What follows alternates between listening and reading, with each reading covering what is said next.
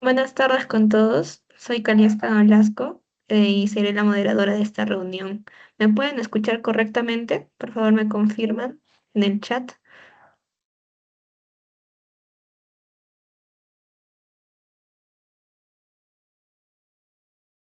Sí, Jonathan, levantaste la manita si me escuchan, creo.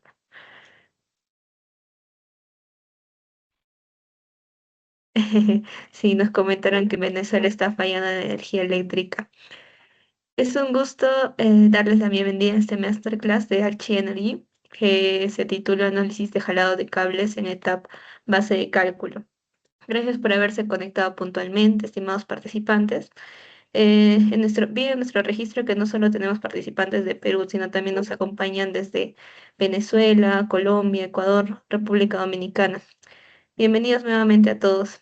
El día de hoy vamos a abordar un tema clave para quienes trabajan en diseño y modelamiento eléctrico, que es la base de cálculo y las restricciones de modelado, fundamentales para resultados precisos y confiables en sus proyectos. Entonces, les invitamos a que estén atentos porque lo que verán hoy tiene aplicación directa en su trabajo profesional. Veo que están saludando. Gracias por su participación, estimados. Ahora, para guiarnos en este masterclass, contamos con un especialista con sólida experiencia en el sector. Nos acompaña el ingeniero Antonio Torres, jefe de proyectos en Archie Energy. Lidera desarrollo de soluciones técnicas en ingeniería eléctrica. Ingeniero, es un gusto tenerlo con nosotros. Le cedemos la palabra para iniciar con la sesión. ¿Me confirman si se me escucha bien, por favor? Sí, Sí, ¿no? se te escucha bien. Perfecto. Muchas gracias, Kalieska. A ver, ¿qué tal, muchachos? En esta ocasión, bueno, me presento. Soy Antonio Torres Rivera. Eh, bueno, ahorita les hablo, pero si les comparto la pantalla para hacer una mejor presentación. Y esto sería.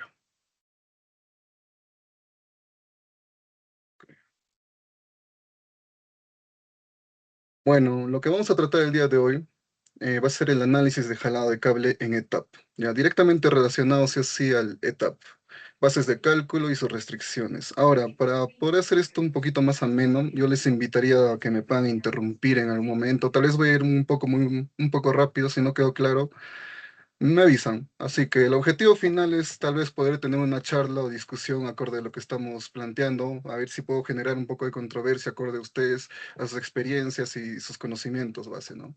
Ahora, presentándome, como les digo, soy especialista en proyectos de ingeniería eléctrica. Soy egresado, bueno, bachiller de la Universidad Nacional del Centro y ahorita me encargo de la área de proyectos en la empresa Axie Energy. Ahora, empezando con todo este tema de los proyectos, del diseño y lo que vamos a ir consecuentemente, que va a ser el jalado de cable, tenemos que entender de que todos estos temas, acorde a un proyecto de ingeniería total, tiene varias partes que están interconectadas y dependen unas de otras, ¿no? Como vemos aquí, tenemos componente de geología, geotecnia, cálculos eléctricos, electromecánicos, donde vamos a ir, civiles y seguridad ambiental y muchos más, ¿no? Ahora, todos estos campos están interconectados entre sí por el mismo hecho que se afectan unos a otros. Específicamente en el tema de cálculos eléctricos podemos tener temas, por ejemplo, como el cálculo del calibre del conductor, hablando de temas, por ejemplo, de transmisión de energía. Puede ser también incluso en temas de transmisión de datos, en cables de telefonía, cables de fibra óptica. Este tema de jalado de cables no solamente se limita a ductos subterráneos, por ejemplo, que vamos a tratar un poco más certero en ese aspecto. Pero también se limita, también abarca los temas de ductos, pueden ser en túneles, que vamos a verlo más constante. El detalle aquí es que estos cálculos implican decisiones que afectan tal vez a otras áreas, ¿ya? Y ahí va el detalle. El objetivo principal de hacer un estudio, un proyecto preliminar, es poder contemplar todos estos eh, contratiempos que podemos tener, ¿no? Uno de ellos es el jalado del cable. En este caso, tenemos varios tipos.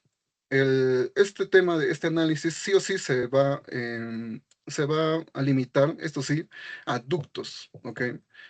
¿Por qué ductos? Porque básicamente esos ductos están fabricados para ese propósito, para que se pueda jalar un cable en torno a ellos. Generalmente se usan los tipos HDPE, en este caso son los subterráneos. Pueden haber varios ductos concentrados en un solo banco de ductos, por decirlo así. Pueden estar embebidos en concreto, enterrados, como se va a ver en este punto, en estos ejemplificados, bueno, como se ve en la imagen. Puede ser en túneles tanto subterráneos, aéreos, rellenos o huecos, o también instalaciones eléctricas, ¿no? Las de toda la vida. Ahora, nos vamos a enfocar más en los ductos subterráneos y tal vez en los túneles huecos por la principal razón de que tienen un poco más de implicaciones técnicas. ¿Ok?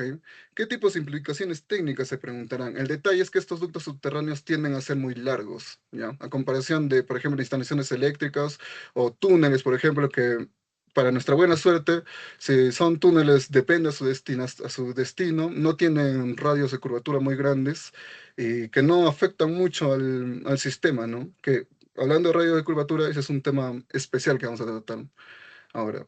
Ahora, como se ve en la siguiente imagen, en una ruta, como les digo, no necesariamente tiene que ser subterránea, se van a observar unas distintas cambios de dirección, por decirlo así.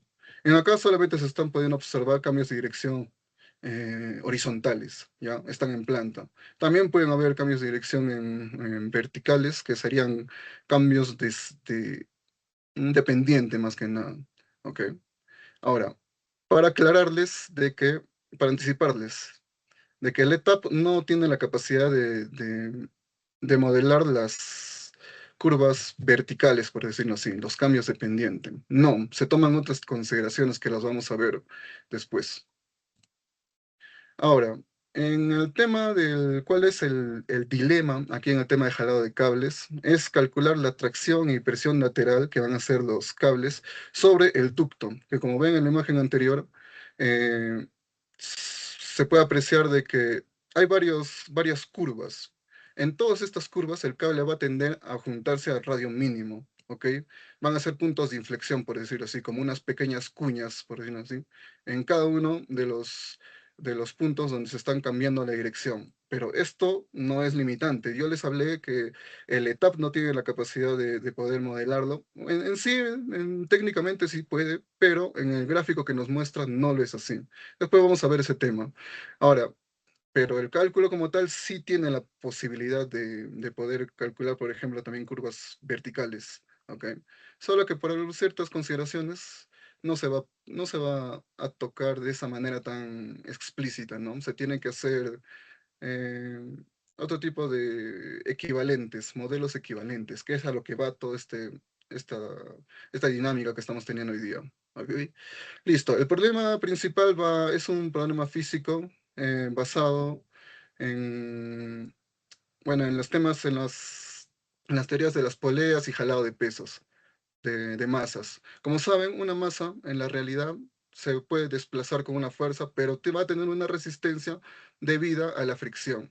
Ese tema de fricción nos va a bueno, va a venir a nuestro caso muchas veces, porque depende directamente de la fricción. ¿Ok? Entonces, como se ve en este sistema de acá, pequeño, vamos a tener unos poleas al momento de iniciar, de iniciar el jalado, que en este caso va a ser una bobina donde se va a encontrar todo el tramo completo del cable, por decirlo así. ¿Ok? Por medio de bobinas de poleas, se transpone o se maneja el cable de tal manera que se pueda ser jalado en los ductos. En este caso, lo que se está interpretando en este punto de acá son los ductos. ¿Ya? Este es el ducto en el que vamos a hacer el cálculo. Entonces, vamos a tener una fuerza inicial en aquí. Ya. Y vamos a tener una fuerza final, que es por donde lo que vamos a tener como resultado cuando el cable pasa por estas cuñas, porque estas cuñas no van a permitir que el cable pase. Ese es el principal dilema que vamos a tener aquí. Fricción no solamente por el peso, sino también por el mismo hecho de hacer ángulos. ¿Ya? Ahora, toda la base del cálculo se va a basar directamente en la ecuación de Euler, Entelwin, y que basa todo su cálculo en el incremento de la tensión de la curva, basado en un modelo de una cuerda sobre una superficie curva, ¿no? También sirve para hacer por decirlo así, varias vueltas. En nuestro caso no nos va a servir eso, pero el objetivo principal para poder para crear que crearon esta ecuación fue para calcular este tipo de sistemas, ¿no? Nosotros nos estamos aprovechando, pero nuestra ventaja es que no tenemos un ángulo que vaya más allá de los 360 grados, ¿ok?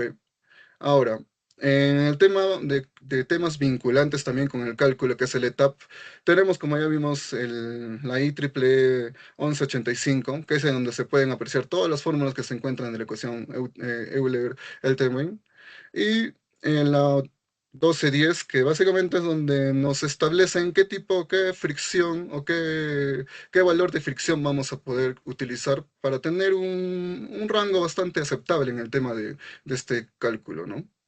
Así, bueno, les menciono que acorde a lo que vemos, más o menos está los 15% de fricción para tener un margen bastante amplio. ¿Qué significa? Que vamos a tener una fricción del 0,15 básicamente.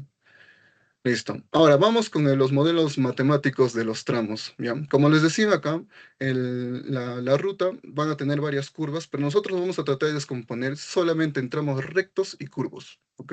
¿Por qué? Porque estos tramos rectos y curvas se comportan de manera diferente. En el caso de de los tramos rectos, como se ven acá, el conductor va a pasar por el ducto y van a afectar varias fuerzas, por decirlo así, ¿ya? Se tiene una tensión inicial. Vamos a considerar de que el sentido del cable se está arrastrando hacia arriba, hacia allá, hacia este lado. Entonces, el propio cable va a tener su peso, ¿ya? El cual se simboliza con el peso unitario, la gravedad y la longitud. ¿Ok? Este peso unitario, la ventaja es que cuando está, bueno, en este caso ejemplificando que la tensión inicial y la tensión final está en esta disposición, en este caso como el cable está subiendo, va a tener que subir la componente que va a aportar, va a ser negativa, o sea, va a ser que la tensión suba más, ¿ya? Pero eso va en función a todo el cable. La flecha azul es la que se puede distinguir como la componente del momento del peso, ¿ok? Que lo dibujo hacia arriba para que se entienda que se está sumando a la tensión inicial. La tensión final es esta. Entonces, la tensión final depende tanto del peso, que cuando le hacemos la componente acorde al ángulo, tenemos que va a ser igual a esto, el peso por la gravedad por el seno del ángulo. Perfecto. Ahora, en el tema de la fricción, ahí sí va un poquito más complicado. La fricción va a ir jalando o aportando tensión en todos los lados en donde se tenga contacto con el cable, ¿no? Ahora, esta fricción depende de la normal, entonces la normal también depende del peso, que es BWG, solamente que su componente va a tener un coseno, por decirlo así. Para no ser tan matemáticos, básicamente dependemos de dos componentes, ¿ya? Una, que es la del peso, que no necesariamente va a ser en contra, que si lo volteamos al revés, nos va a aportar. Esa es la ventaja de tener tramos rectos también y de tener en cuenta cuál va a ser el sentido de jalado, porque ya van a entender que si yo jalo de acá hasta acá, el peso me va en contra, pero si yo jalo de acá hacia acá, el peso me está aportando, por decirlo así, una ayuda para yo poder jalar y disminuir esa tensión. ¿Ok? Entonces, una vez tenemos estos componentes, como se ven acá, tenemos estas fórmulas, que básicamente son las derivadas de estos temas. Acá en este caso solamente tendiendo a hacer el ángulo, que solamente afectaría la fricción, y también con pendiente positiva y negativa. En este caso, como ven, en acá el seno es negativo y nos está apoyando, ¿no? Entonces, ahí sería, bueno, esta evaluación matemática que hacemos en acá, también la vamos a hacer en las zonas curvas, pero tienen un pequeño dilema, ¿ya? Porque como se ve, esta ecuación que nos está dando significa que en cada tramo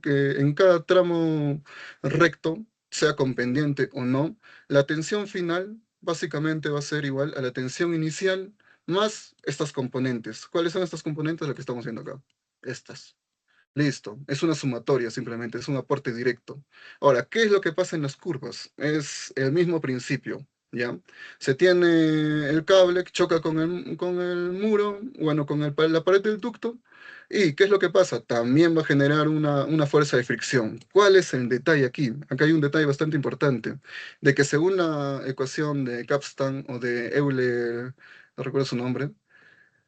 Lo que pasa es que la normal ya no es solamente la componente perpendicular del peso del cable. De hecho, acá el peso lo vamos a despreciar, se desprecia básicamente, porque en tema de ángulo lo que más prima principalmente es un efecto que vemos multiplicador, que les voy a explicar de dónde sale, de hecho.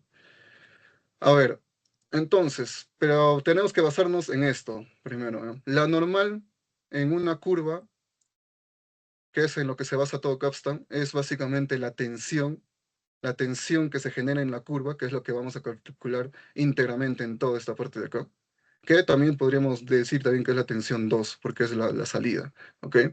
Listo. La tensión final entre el radio de curvatura. Pero ¿qué es lo que pasa? La fuerza también, la fuerza que estamos aportando a la primera tensión, a la tensión inicial, depende de la normal y de la fricción, como se ve acá. Pero la normal depende de la tensión. ¿Qué es lo que se tiene en este caso? De que la tensión va a depender de la propia tensión.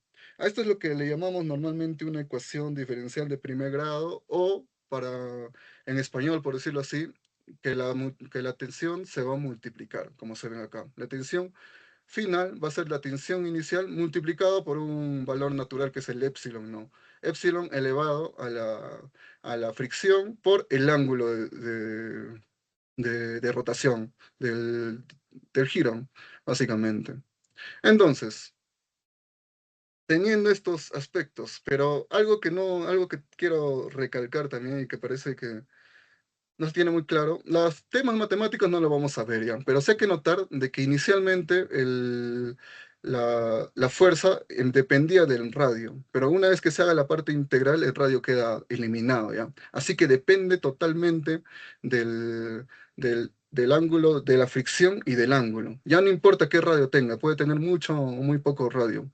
Este es lo que nos da como resultado el análisis matemático del tramo curvo, ¿no? ¿Y qué es lo que significa también? Que nos da posibilidades de hacer bastantes cosas con estas asimilaciones y este convenio que es, bueno, no sabré cómo decirlo. Ya, continuamos. Ahora, un tema que el radio no es que significa que se elimine, ¿ya? De hecho, supongo que esto se dieron cuenta y por eso tuvieron que establecer un nuevo tema, algo para poder determinar si el cable va a soportar o no pues, pasar por esta curva.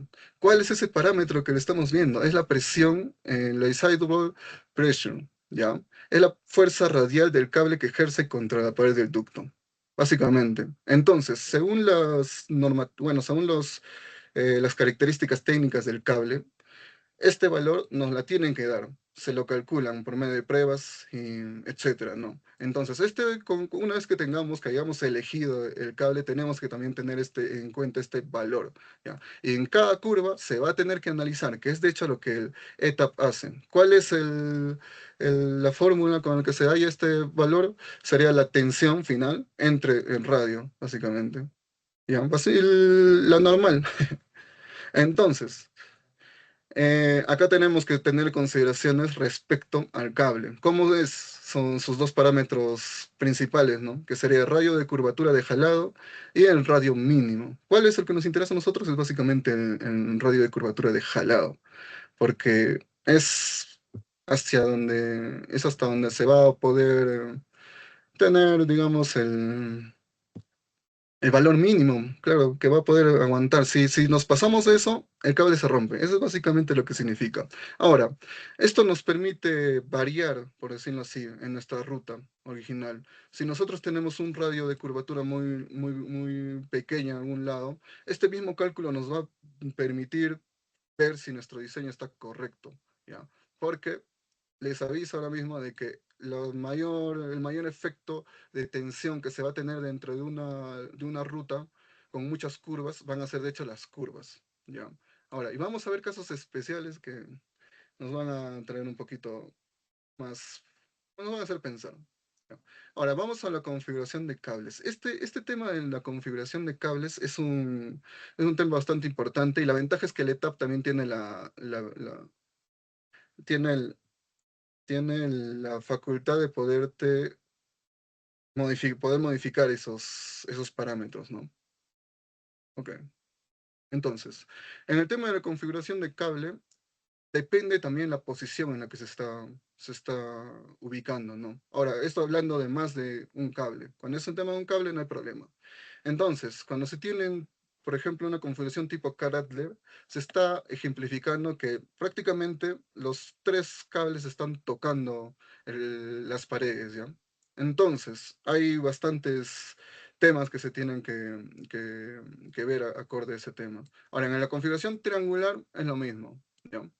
Igual, ahora, pero solamente acá se ve que están tocando dos cables. Esto afecta directamente, internamente el programa, de cuánta es la fricción que se va a considerar. Si se va a considerar solo la fricción de un cable, que sería, bueno, en un solo caso.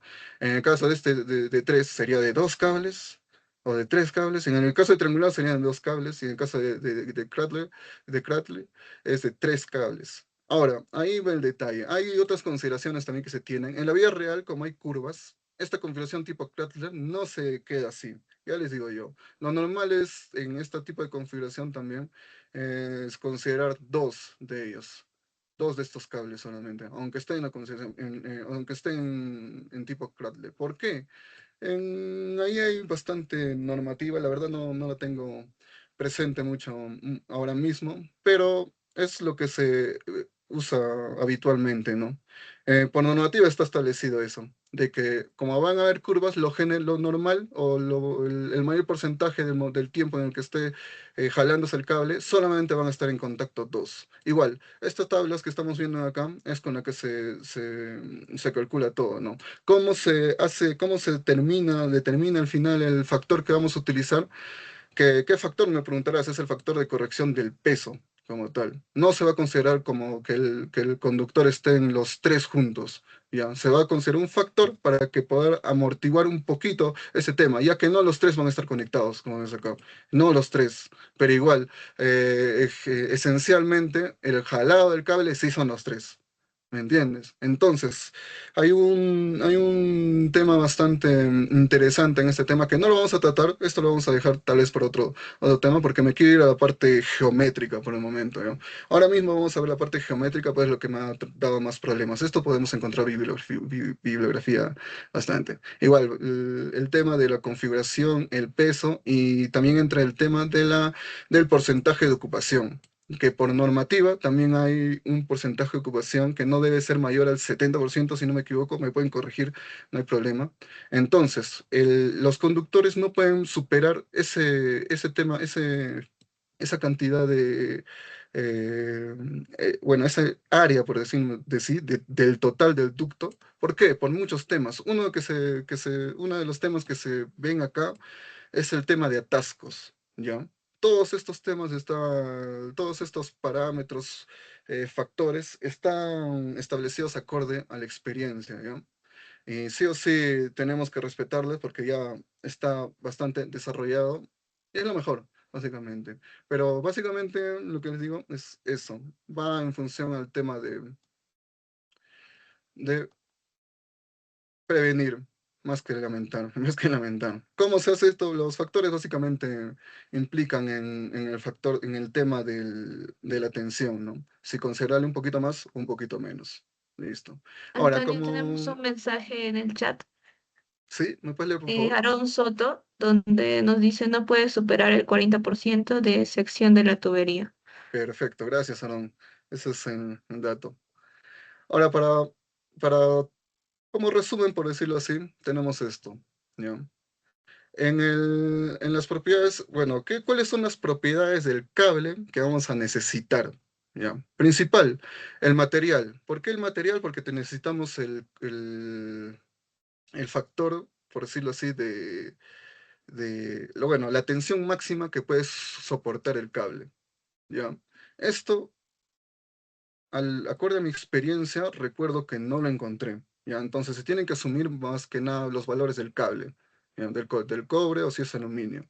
Ahora, el tamaño, esto es importante, no depende de la sección del conductor, como ya sobreentenderán. Depende sí o sí de todo el exterior, incluyendo las pantallas, en caso que tenga una, con aislamiento superior, otro tipo de aislamientos y así, ¿no? Lo que tienen que considerar es la sección externa total, que el ETAP de hecho les va a pedir en milímetros el diámetro externo, ¿ya? Ahora, el peso, igual, esto sí es dato de fábrica, ¿ya? Por el mismo hecho de que también se tienen que considerar las pantallas y el aislante, el aislador. Listo. Otros temas, los límites de resistencia de presión lateral. Eso sí lo tiene el fabricante. ¿Ya? La detección máxima permitida, lo que les decía. Y el coeficiente de fricción. Acá, como les decía, la norma 1012 ya nos da 1210, disculpa, ya nos da el coeficiente de fricción con el que vamos a trabajar. ¿Ya? Es muy probable de que este coeficiente de 0,15, que como les mencioné, va a ser demasiado alto por el mismo hecho de que estamos tomando consideraciones críticas, por decirlo así. Lo normal es que dentro de los ductos o al momento de hacer el jalado, y más que nada en tramos complicados como son los subterráneos que le mencionaba, se utiliza un lubricante. En todo el trayecto. Se utilizan también cámaras subterráneas para poder acceder al ducto y seguir lubricándolas y de esa manera. Así que prácticamente nos vamos a asegurar de que la fricción sea la mínima, probablemente incluso menor a 15, pero tomamos ese valor acorde a la norma y ya sabemos por qué. Listo. Ahora, la configuración de la ruta, eso es algo importante, como les decía. Para poder llenar los datos al ETAP, lo que necesitamos es poder entender perfectamente cómo está construida la ruta. ¿Ya? Como dato adicional, les digo de que si van a diseñar rutas superficiales, tratan de hacerlo de manera tangencial cada una de las curvas, porque el programa también asume eso. Una curva se considera desde la tangente, donde sale la parte recta, ¿no? Así que si tú pones una curva, una parte recta y una curva donde tú quieras, no, así no. El programa, el cálculo hecho no sirve en esos casos. Ahí habrían curvas infinitas, por decirlo así. ¿Ya? Ahora, depende de la geometría, la longitud de los tramos, el número de curvas también, porque no hay aún todavía establecido una ciencia cierta, pero es entendible de que si cada cierto ángulo de giro total, el cable no va a resistir. Se puede hacer un cálculo preliminar para, por ejemplo, saber dónde vas a cortar el cable, porque en el tema de redes subterráneas, son kilómetros y el cable no da para poder tender los kilómetros. Así que aproximadamente cada 500 metros, 600 metros se está cortando el cable y se tiende cada ciertos tramos, ¿no? Entonces, este es una de las importancias también por la que se tiene que realizar el cálculo de jalado. Te permite establecer los límites físicos del cable hasta dónde puedo tenderlo. Esto hablando en casos particulares extremos como son las redes subterráneas. Listo. Ahora, se tiene que ver nada más. Ya. Ahora vamos en la interfaz del ETAP. ¿Ya? En la interfaz del ETAP, como se puede apreciar, se tiene. Vamos a verlo directamente acá. Ya. Como se ve en la interfaz del ETAP, tenemos que ingresar segmentos y bends, que serían las curvas. Y lamentablemente, por lo que una limitación que tiene el ETAP es que no podemos, por ejemplo, dibujar dos curvas consecutivas, dos tramos en secciones con slopes o con pendientes diferentes. Entonces, para poder dibujar líneas reales que van a tener ese tipo de comportamiento, ese tipo de rutas, porque en la realidad, como ya sabrán, no se tiene 100% el control de dónde puedes pasar, ¿no? De hecho, les muestro un ejemplo acá. Este mejor. Les muestro un ejemplo y se puede apreciar, que cargar un momentito, se puede apreciar que la ruta va a depender directamente de qué es lo que se encuentre debajo de la tierra, ¿ya? En este caso hay muchas curvas porque la geometría no lo permitía, básicamente. Teníamos que esquivar uno, que tras otra cosa, etcétera. Entonces, en la realidad se van a encontrar temas similares, que ahorita lo vamos a ver. Ok, listo. Ya. Ahora, Otras limitaciones que tiene el programa. Primero, de que en la longitud de cualquier sección, tramo, no le podemos poner cero, ¿ya? Uno de esos. Y en el radio también, de cualquier ángulo, tampoco se le puede poner cero. Estas son unas limitaciones también que nos van a mover para hacer otras consideraciones, ¿no? Ahora, para poder ejemplificar todo lo que tenemos, lo que básicamente lo que se hace es establecerlo por medio de una tabla donde se ven cada uno de los segmentos y curvas horizontales, ¿ok? Entonces, se secciona cada una de las curvas acorde a lo que se necesita, tomando ciertas consideraciones, ¿ya? Ahora, por ejemplo, para ver tramos rectos consecutivos, como son esto que ven acá. Eso no sé si lo entenderán, pero es un plano de perfil, ¿ya? Esta línea ejemplifica o simboliza la pendiente que está teniendo nuestra ruta. Ahora, eso es lo que vamos a tener en la realidad en muchos casos, en nuestro acá, el planito, es que vamos a tener que hacer muchos cambios de nivel mientras estamos haciendo el trazo de ruta, ¿ya? Hay normativas que a uno bueno, lo guían para poder uno ubicar nuestras rutas subterráneas. Lo que les quería decir, mira, la principal razón por la que les bueno, estoy dirigiendo todo esto que estoy hablando a rutas, a líneas subterráneas, es eso mismo, porque tienen muchas consideraciones que se tienen que tener. Una de ellas son las interferencias subterráneas, ¿ya? Tenemos que rodearlas. Hay un área que no podemos sobrepasar y esto lo que obliga es a tener muchas pendientes consecutivas, ¿ya? En la práctica, estas pendientes generalmente se tratan de suavizar, pero no se establece un ángulo o un radio de curvatura, por decirlo así. Porque como ven acá es prácticamente nulo. Si tú le pones un ángulo será 0,1, 0 punto algo. Entonces, esto lo que nos permite, bueno, lo que nos permite hacer es tomar ciertas consideraciones para poder simplificarlo, ¿ya? ¿Por qué? ¿Por qué es necesario simplificarlo? Nos vamos a la derecha. Hay zonas, acá está, hay zonas donde se va a tener un montón de cambios de sección, pero también se van a tener cambios de sección, disculpen, cambios de pendiente, ¿ya? Pero también se van a tener tramos con cambios de curvatura. Ahí es donde nos limita, ¿ya? Porque el programa solamente tiene, recuerdo, 26, probamos,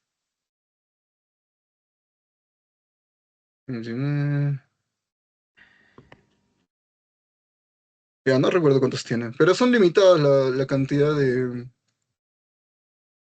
segmentos que se puede tener, ¿ok? Esto mismo nos obliga a, digamos, comprimir alguno de estos segmentos para poder analizarlos, ¿ya? O tener consideraciones. En el caso de directo, por ejemplo, en las consideraciones que hemos estado teniendo, en este punto, en este caso, bueno, ya. Ya. En este caso, la consideración que se tendría así en modo de cálculo, que les estoy diciendo, acá es mucha matemática, ¿ya? Pero se tiene que la tensión o la componente, bueno, la componente que más nos interesa en acá va a ser la componente del peso, ¿ya? ¿Cuál es la componente del peso? Esta, básicamente, la que tiene que ver con el seno de alfa, ¿ya? Ahora, ¿cuál es la consideración que se está tomando en aquí para que se entienda este tema de acá? Listo. Si tenemos varios temas, varios tramos consecutivos. Si tenemos varios tramos consecutivos, es de asumirse, claramente obviando las curvas. Acá no vamos a considerar como si fueran curvas, ¿ya? Después les explico cómo vamos a hacer, cómo se ejemplifica seccionándolo de poco en poco, ¿ya? Haciendo curvas imaginarias, por decirlo así. Pero ahorita lo que quiero explicarles es de dónde saco este equivalente, ¿ya? Un momento, disculpa. Ya. Entonces, como se tienen varias curvas consecutivas y no hay efecto bueno, varias secciones, varias pendientes consecutivas y no hay efectos de la curva, lo que vamos a tener acá es que todas las secciones independientes se van a sumar.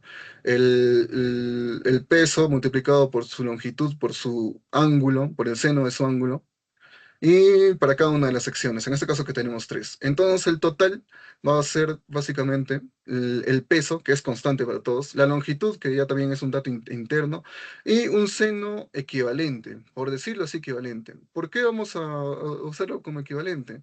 Acá me faltó ponerlo, ya. Acá el seno equivalente, cuando es un ángulo muy pequeño, podemos hacer la equivalencia de que el seno del ángulo es prácticamente igual a la pendiente, que es I en este caso, ¿no? ¿Qué es lo que se tiene acá? Resolviendo toda esta ecuación. Ah, bueno, acá está, le he puesto al revés, disculpe. Resolviendo esta ecuación se tiene de que la pendiente equivalente se va a comportar igual que el seno.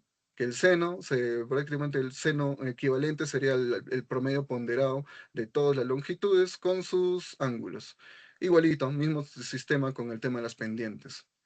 Y eso es la única consideración que se está tomando en este caso, ¿ya? Para poder equivalente. Ahora, si no quisiéramos hacer esto, ¿cómo se ejemplificaría? Básicamente haciendo el seccionamiento individual de todos los tramos. ¿Cómo se hace el seccionamiento individual? Lo voy a abrir, déjenme un momentito abrirlo, por favor. Esto no es...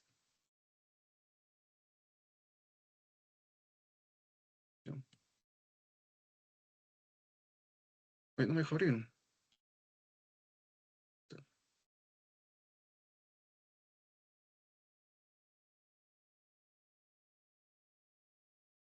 Ya, perfecto.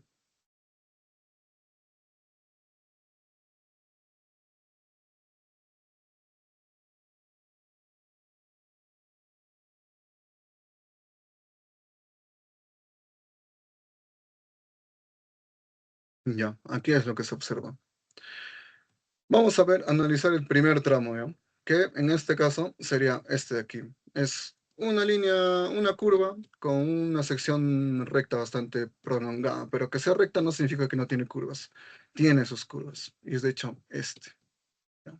Ahora, ¿qué es lo que se hace aquí? Básicamente, para emular cada una de estas curvas, de estos cambios de pendiente que vemos acá, tenemos que agregar una pequeña curva, que en este caso le vamos a poner la curva C, ¿ya?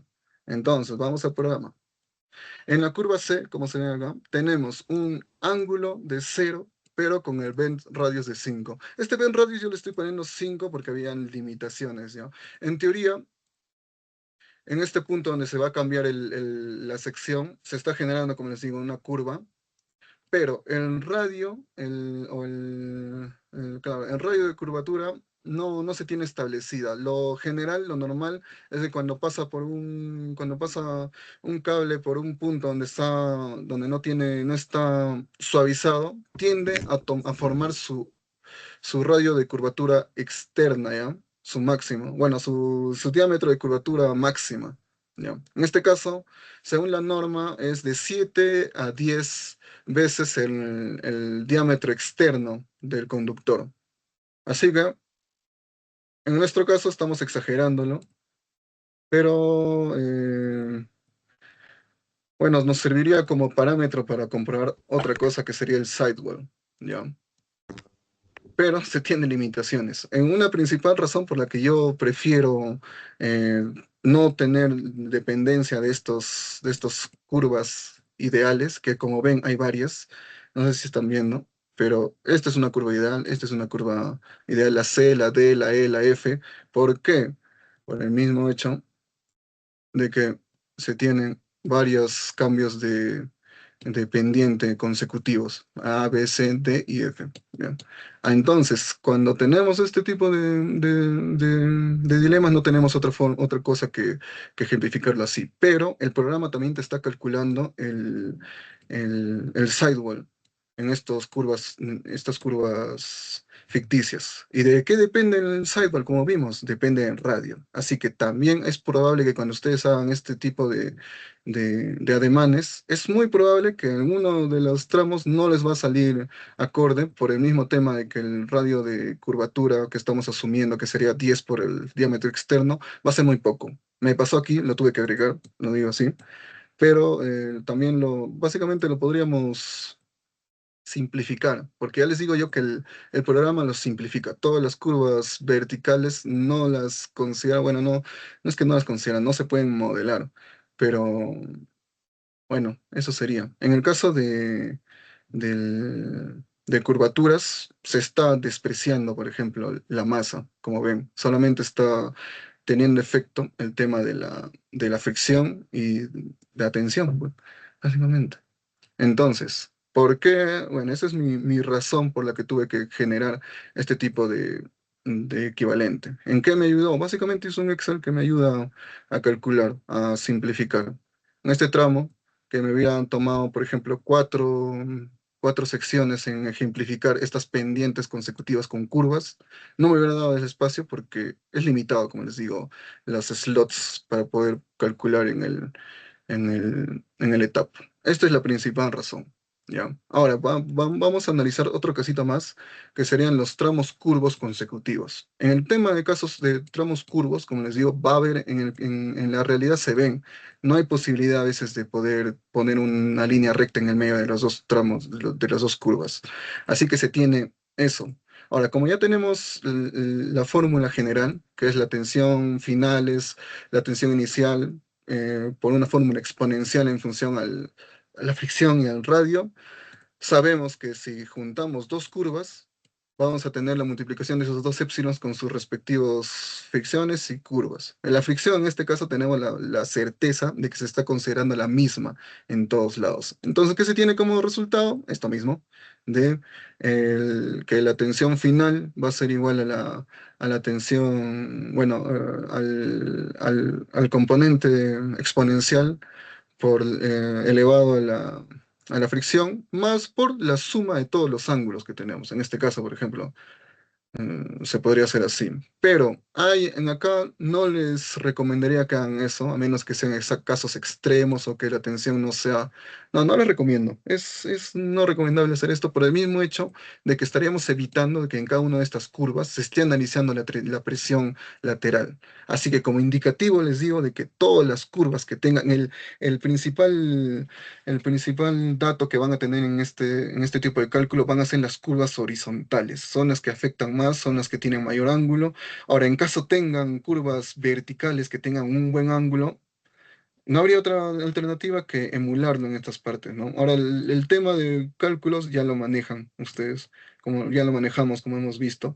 Se puede ejemplificar, pero lo que va a ser limitante básicamente va a ser en el tema del, del, del gráfico. ¿Ya? Antonio, hay una consulta en el chat. Eh, Nos dice Iván si puedes aclarar si es el radio de curvatura o es el ángulo del plano con la horizontal.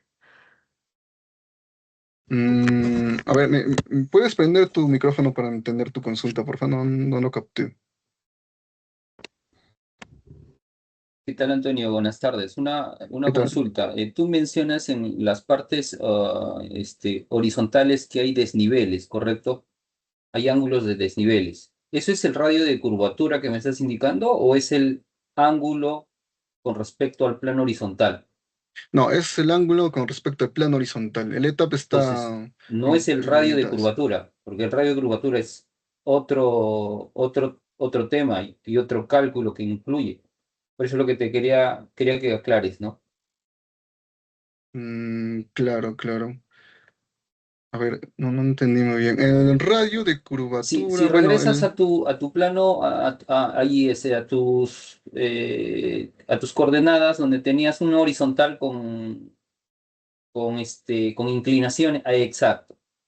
Y acá tú mencionaste que era el radio de curvatura y que ese radio de curvatura podría llegar a ser siete veces según norma. claro. No, este es directamente respecto a los horizontales, ¿ya? Estos radios, por ejemplo, ahorita lo que estamos viendo es un plano de planta. ¿Ya? Esta curva que tenemos acá, el radio máximo, o bueno, el radio mínimo que puede tomar esta curva va a ser 7 a 10 veces mejor, bueno, acorde al caso, 10 veces el diámetro exterior máximo del cable. Esa es como regla general para el cable. ¿Cuál es el? Ese es para para el montaje o para la fijación. No, para el jalado. Ese es el radio máximo de jalado, Ya, mínimo de jalado que se puede tener en el y momento para del la jalado. fijación, ¿cuánto sería? La fijación no lo tengo entendido, pero es menor. Eso sí, siempre eh, por, por intuición, ¿no? Por eso se maneja siempre con el radio que está en jalado, porque es el mínimo que vamos a tener. Y de lo que no podemos disminuir. Es el máximo. Ajá. Listo, listo. Gracias. Ya, listo, listo. Ya. Entonces, ya, lo que les explicaba. En este caso, el ETAP, en cada una de las curvas está calculando el sidewall. Ya, que lo voy a calcular acá, por ejemplo. Ya. Y como se fijan, incluso en las curvas ficticias están calculándose el sidewall y depende directamente del radio. Y aquí es el detalle, porque si vamos a calcular, como dijo aquí, como acabamos de ver en el aporte, si vamos a poner nosotros el radio mínimo de curvatura que tenemos para este cable, en este caso, vamos a tener la condición más crítica, ¿no? Y a veces tener la condición más crítica no es conveniente, por este mismo hecho de que se van a tener tensiones que superen el, ¿cómo se llama? Bueno, el límite máximo, ¿no? Que sería en este caso el cable. Ahora, ya. Ahora, quería hablarles también de otro temita, que creo no lo tengo aquí abierto. Ya, aquí es. Mira, otro caso especial que podemos ver es en casos en el que se tengan lugares donde el cable sí o sí tiene acceso a manipulación, ¿no? Por ejemplo, que sería como este caso. Sale un cable a partir de una galería en un segundo piso, baja, y en función a soportes se va ubicando a lo largo de toda la galería. Esto parece recto, pero en la realidad es así. ¿Ya? Tiene curvas también. Entonces, pero la ventaja es que en estas instalaciones se puede contar con poleas, se puede contar con gente que pueda llevar, etcétera, incluso jalado manual, distintos métodos, ¿no? ¿Qué es lo que se hace en estos casos? Aunque el cable esté apoyado por poleas, que todos los casos que hemos visto ahora mismo prácticamente se podrían emular con poleas, en la parte curva me refiero, con poleas con fricción, por decirlo así. ¿Ya? En este caso, no, como las poleas, si vamos a considerar que sean ideales, no van a tener ningún tema de fricción, no van a suponer un aumento de tensión directo hacia el jalado. Pero eso no significa que el jalado va a terminar en acá. Todo este tramo de conductor, de todas formas, se tiene que considerar en el cálculo. Entonces, cómo es lo que de qué manera es que se traduce este tema? ¿Ya? Ahora, aparte también, en este caso se puede apreciar de que hay una zona donde se va a ver, van a tener poleas. ¿Ya? Esta pequeña zona que estamos viendo acá, que es el espacio entre una cámara y, y la galería, va a ser un ducto subterráneo que sí, va a ser un ducto, va a tener su propio fricción y va a tener tiene su propia geometría, que de hecho está en curva, y eso es algo crítico también. Aquí está. Y ya. Y después se tiene otra cámara donde tiene el espacio donde se pueden poner poleas también, que de hecho se van a poner poleas. Entonces, como ven acá, se tiene un espacio, sí con poleas, uno sin poleas, otro con poleas y otro sin poleas también, como se ven este no es el plano, ya, como se ve aquí, ¿no? Poleas, poleas, poleas, poleas, sin polea, polea y otra sin polea. Entonces, ¿qué es lo que se hace en estos casos? El programa tiene una ventaja de que, por ejemplo, por normativa se considera unos 30, aquí está, tiene un slot o una parte donde se puede configurar llamado Real to Conduit. ¿Ya? Este Real to Conduit simboliza el conductor o el esfuerzo extra que va a generar el conductor al momento de querer jalar un cable que esté un poco alejado del punto donde está jalando. Básicamente el cable va a estar colgado, por decirlo así. ¿ya? ¿Qué es entonces lo que se considera en este tema de Rilto Kundit? Como que están viendo que está en unidades de metros. Básicamente lo que se considera es el peso del propio cable. Bueno, ¿cuánto peso? El peso que hacen 30 metros en este caso, que sería por norma de que nos están pidiendo de considerar por lo menos unos 30 metros. ¿Ya? Ahora, en este mismo slot nosotros podemos incrementar la tensión, ya que este slot de Enrito Kundit es el que determina esta presión de acá, la inicial. ¿Ya? Que si esto, por ejemplo, lo cambiamos, si esto lo ponemos a cero, la tensión inicial también va a ser cero. Entonces, ¿qué es lo que hacemos en aquí? Lo que vemos en aquí no significa, como les dije, que el cable no va a existir. Vamos a tener que hacer una consideración de considerar solamente su peso como esfuerzo extra. ¿En dónde? En la parte inicial, en ambos sentidos. No sería, por ejemplo, práctico generar un slot más y generar, por ejemplo, un área recta con cierto peso, con cierta fricción, bueno, con cierta longitud para tratar de transgiversar la fricción y modelarlo. No sería práctico porque esto hace el cálculo de ida y de vuelta. Entonces, ¿qué es lo que se tiene como consideración? Lo que les digo, la mejor opción o el mejor equivalente que podemos decir es tomar todo este tramo, todos los tramos que están en, en poleas y sumarlos a Real to Conduit, ¿ya? Esa es la principal. ¿Qué es lo que afectamos? Básicamente la tensión inicial. Probablemente estamos siendo digamos, yéndonos a un caso muy crítico porque si consideramos el peso total del conductor es bastante, no es poco, pero igual nos ayuda a tener una idea clara de cómo va a ser el comportamiento en esos puntos, ¿ok? Ahora, Antonio, hay ¿sí? bueno, un comentario y una pregunta en el chat. Aaron Soto nos dice, el radio mínimo de curvatura para cables con armadura debe ser mínimo 6 veces el diámetro exterior del cable con armadura. Ahora, Interesante, sí. Iván, pregunta, en caso de edificios, ¿cómo hago el cálculo si es vertical? Ya. Mira, en el cálculo del tema vertical y si hay curvas, ahí es el detalle.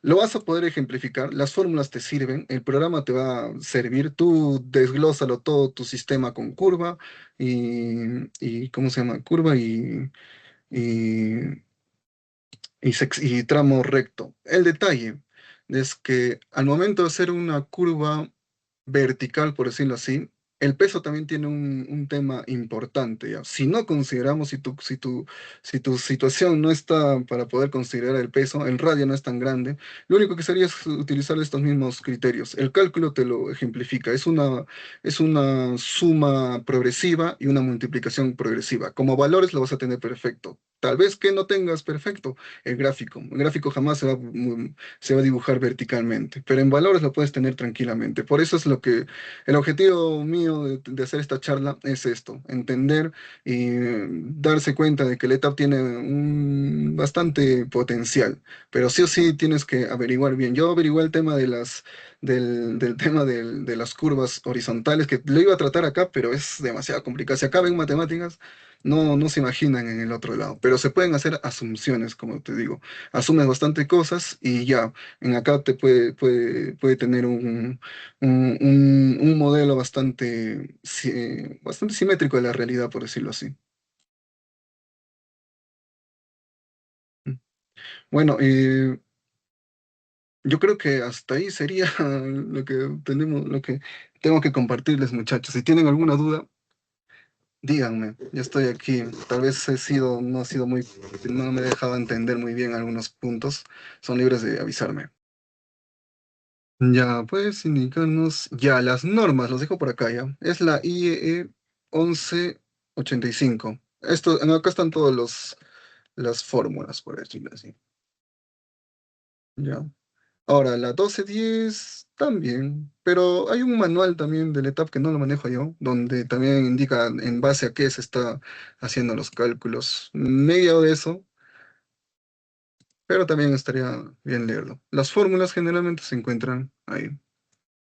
¿Qué otro software hace este tipo de cálculos? La verdad desconozco, mira, pero te juro que me he planteado la idea de agarrar este Excel y ponerle cálculos, porque como les digo, las fórmulas ya están desglosadas. Solamente sería una cuestión de ver consideraciones y diferencias, ¿no? ¿Qué es lo que nos gana el ETAP? El ETAP tiene bastantes otros tipos de configuraciones, ya tiene internamente los parámetros a ingresar, que son los límites, por ejemplo, cuando hay un solo cable, cuando se tienen más de uno o tres cables y cuando se tienen tres cables para arriba. Que estos factores eh, se determinan por norma también, por la norma que te estoy indicando. Ya. Y básicamente lo multiplican a la tensión final que tú le estás dando como dato que soporta el cable y lo reducen. Ya está. Esto, si no recuerdo, era 33. Lo he borrado, discúlpenme, no voy a hacer eso. Se divide al 30% y esto no recuerdo, 40 y algo creo era. Me disculpan esta ocasión, no estoy lo suficientemente preparado. ¿Alguna duda que les pueda hacer? ¿Qué significa TAP? No lo tengo rastreado, discúlpame. No, no, no sabré decirte cuáles son el significado de sus siglas. ¿Alguna otra consulta, muchachos?